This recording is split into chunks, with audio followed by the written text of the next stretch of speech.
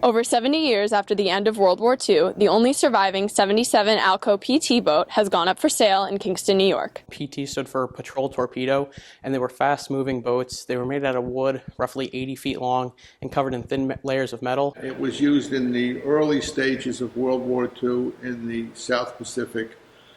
And it had a very, very aggressive program. PT-48 was out there harassing the Japanese supply barges, and they were stealth weapons. Though Iannucci calls PT-48 a hot rod, it was last used as a dinner cruise boat. There were stories of them dumping jeeps and vehicles still in their crates over the sides of ships, so why not do the same for PT boats? These are no different, but when they're 50 years old and when the original fleet of 500 plus PT boats has dwindled down to a dozen, then all of a sudden people look at them a little bit differently.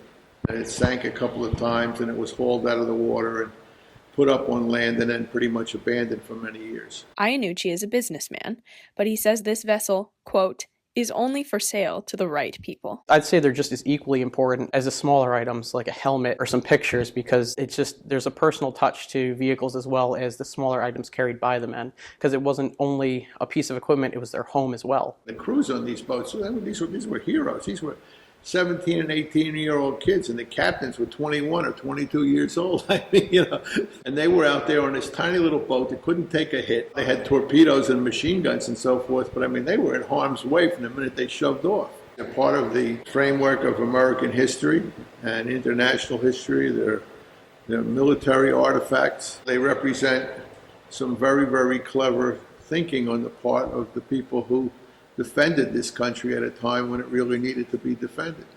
As each day goes by, the task of preservation becomes all the more daunting. Though PT-48 was shrink-wrapped earlier this week, it's only a matter of time until the remnants of its rich war history become irreparable. In Kingston, I'm Olivia Jakewith, LTCC News.